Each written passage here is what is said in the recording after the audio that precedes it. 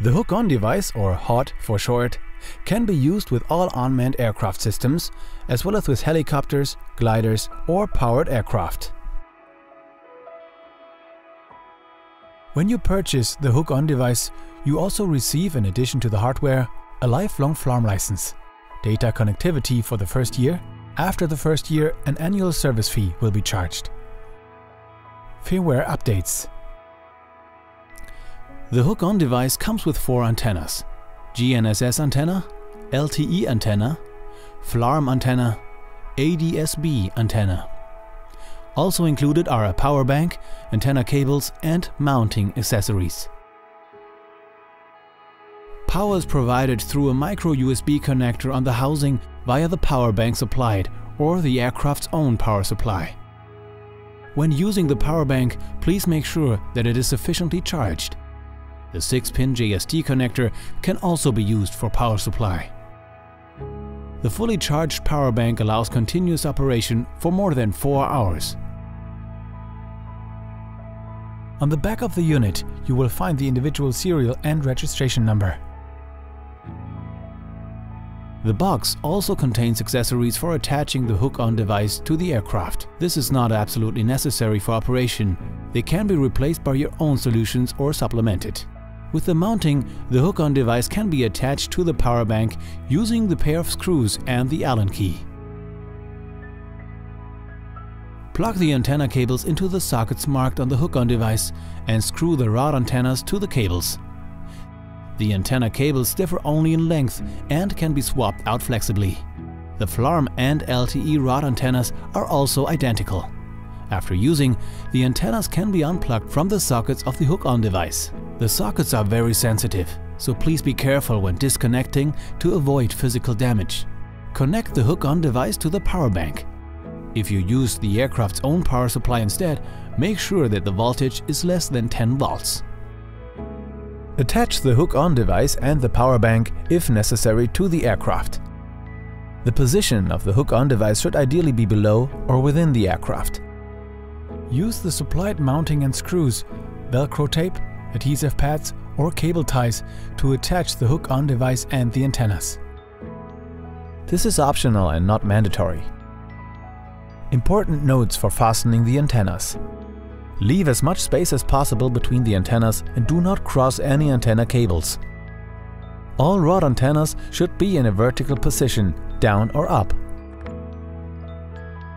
The GNSS antenna should be facing with the flat side towards the sky for optimal satellite reception. Ideally, and for best performance, the antenna part with the white marking should not overlap with any parts of the drone. The LTE antenna should be mounted vertically to the ground under the aircraft. The FLARM antenna should be mounted vertically and on top of the aircraft so that it can detect other aircraft. The ADS-B antenna should be mounted in a similar manner to the FLARM antenna. However, its orientation is less important because the signal strength is higher than that of FLARM. Always mount the rod antennas freestanding and not beside shielding components, such as carbon feed. Always make sure that all parts are securely fastened before takeoff. The device is intended for outdoor use. However, the hook-on device is not waterproof and must be protected accordingly if used in rain or wet conditions.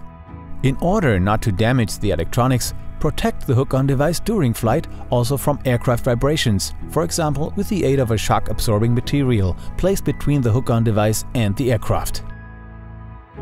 P. Power. Please charge the power bank before activating the hook-on device. The hook-on device automatically activates as soon as it is connected to a power source. It does not have its own on-off switch. Green light, power available. No light, no power available.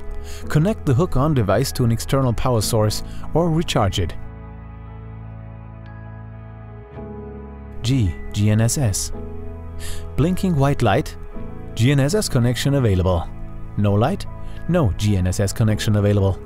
Please try again or change location for better connectivity. L. LTE. Blinking white light, LTE communication available. No light, no mobile connection available. Please try again or change location for better connectivity. F. Flarm. Blinking white light. The HOD receives and transmits its own Flarm ID on the 886 MHz frequency. No light, no Flarm signal is currently being received. A. ADS-B. Blinking white light. The HOD is receiving ADS-B signals on the 1090 MHz frequency. No light, no ADS-B signal is currently being received.